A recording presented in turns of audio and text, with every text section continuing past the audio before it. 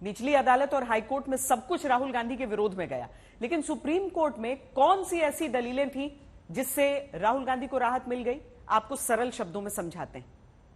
मानहानि केस में राहुल गांधी को 2 वर्ष की अधिकतम सजा सुनाई गई, लेकिन जजमेंट में अधिकतम सजा का कारण नहीं बताया गया। लोअर कोर्ट और हाई कोर्ट ने माना कि मोदी सरनेम वाला 13 करोड़ का समुदाय है, लेकिन फैसला ऐसे वर्ग को परिभाषित करने में नाकाम है। हाईकोर्ट ने केस को अत्यंत गंभीर और भर्त्सना वाला अपराध माना, लेकिन मामला असंज्ञेय अपराध का है। जमानती अपराध है तो इतना गंभीर क्यों बताया? लोअर कोर्ट और हाई कोर्ट ने मानहानि केस को मोदी समाज का अपमान माना। अगर एक समाज का अपमान हुआ तो सभी शिकायतकर्ता बीजेपी वर्कर क्यों? हाईकोर्ट ने अपने निर्णय में एक नया अपराध जोड़ दिया जो पूरे केस का हिस्सा ही नहीं था। एविडेंस एक्ट के तहत न्यायिक प्रक्रिया में राहुल गांधी का बयान सिद्ध नहीं किया गया। बिना बयान सिद्ध किए राहुल गांधी को दोषी करार दिया गया। न्यायिक प्रक्रिया के दौरान ऐसे गवाह को पेश किया गया जिसका मानहानि के मामले से कोई लेना देना नहीं था। संसद की सदस्यता छीनने से राहुल गांधी के अधिकारों के साथ साथ वायनाड की जनता के अधिकारों का हनन हुआ। दोष सिद्धि में मोदी सरनेम पर राहुल के बयान को बद इरादे वाला माना गया, जबकि खुद याचिकाकर्ता ने राहुल पर बदनीयती का आरोप नहीं लगाया। राहुल गांधी को आदतन अपराधी बताया गया, जबकि इस केस को छोड़कर 13 मामलों में अभी ट्रायल जारी, किसी में दोषी करार नहीं दिया गया। हालांकि एक बात और सुप्रीम कोर्ट ने कही। अदालत ने कहा कि इस बात में कोई शक नहीं कि भाषण में जो भी कहा गया वो अच्छा नहीं था। नेताओं को जनता के बीच बोलते वक्त सावधानी बरतनी चाहिए। अब सवाल है कि आगे क्या होगा।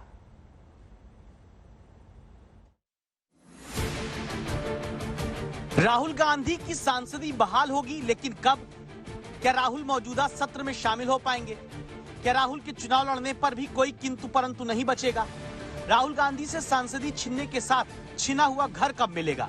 ये वो सवाल हैं जिनमें से 2 का जवाब तो कांग्रेस तुरंत जानना चाहती है। वो सवाल कौन से हैं, ये जानने से पहले कांग्रेस दफ्तर का जश्न देख लीजिए। और नफरत के बाजार में मोहब्बत की दुकान जो राहुल गांधी ने खोली थी, उसकी जीत हुई है। राहुल की इस देश की जरूरत है। देर से सही, लेकिन सत्य की हमेशा जीत होती है। राहुल गांधी जी को सुप्रीम कोर्ट से राहत मिली है, उसके लिए हम सब बहुत ज्यादा खुशी है।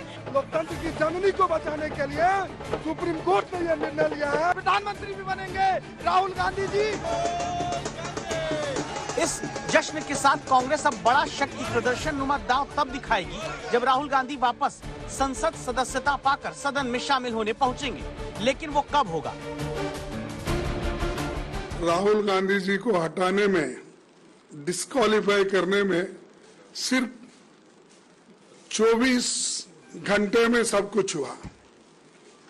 अब देखेंगे अब कितने घंटे में उनको रीइंस्टेट करते हैं, क्योंकि डिस्क्वालीफाई करने के लिए तो उनको टाइम ही नहीं।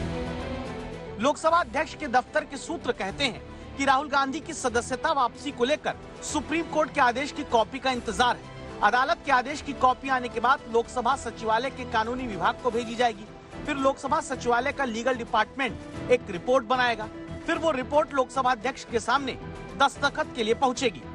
दोष सिद्धि पर रोक लगने से ही अपने आप सजा पर भी रोक लग जाती है, और ऐसे में अब एक कानूनी प्रक्रिया है, एक वैधानिक प्रक्रिया है, जिस प्रक्रिया के तहत अब संसद के लोकसभा के सभापति यानी लोकसभा के स्पीकर को एक फैसले की कॉपी जाएगी, सर्टिफाइड कॉपी, वो भी लोकसभा के सचिवालय को, और लोकसभा सचिवालय यानी महासचिव स्पीकर की सलाह से इस बात में इसमें निर्णय लेगा। राहुल गांधी की सदस्यता बहाल होगी, और सदस्यता बहाल होने के बाद उम्मीद की जा रही है कि संसद के इसी पावत सत्र में राहुल गांधी फिर से लोकसभा में जा सकते हैं। अब सवाल है कि ये कब होता है, या इस पर भी सियासत होती है। ये तो दिल्ली का जजमेंट है, बहुत आस्था नजदीक है बहुत ही। अब गुजरात से आया जो ये था, उसको उन्होंने 24 घंटे लगा के उसमें सब डिस्क्वालीफाई करे, बाकी सारी चीजें करे, बाहर निकाले, सब कुछ हुआ। लेकिन दिल्ली के सुप्रीम कोर्ट और हमारा जो पार्लियामेंट है, हार्डली ये सिर्फ किलोमीटरों पे है। तो वो तो 1500 से 600 किलोमीटर था। तो इसलिए मैं चाहता हूं कि शायद रात में वो रीइंस्टेट करते हैं, क्या अभी करते हैं, कितना वक्त लेते हैं, हमको अब देखना चाहिए। देश की संसद से देश की सर्वोच्च अदालत की दूरी 5 किलोमीटर की है।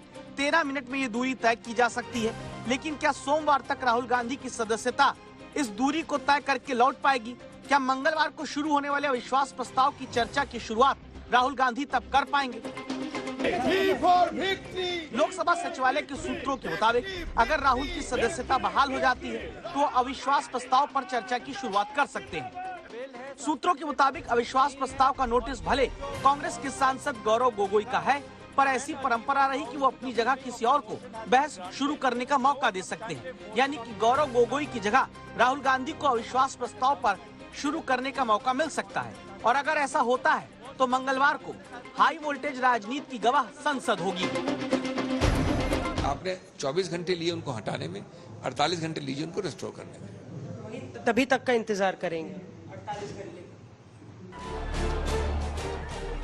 एक चीज साफ है, राहुल गांधी अविश्वास प्रस्ताव से पहले संसद आते हैं या फिर उसके बाद, जो भी होगा सियासत खूब होगी। मौसमी सिंह के साथ संजय शर्मा, दिल्ली आज तक।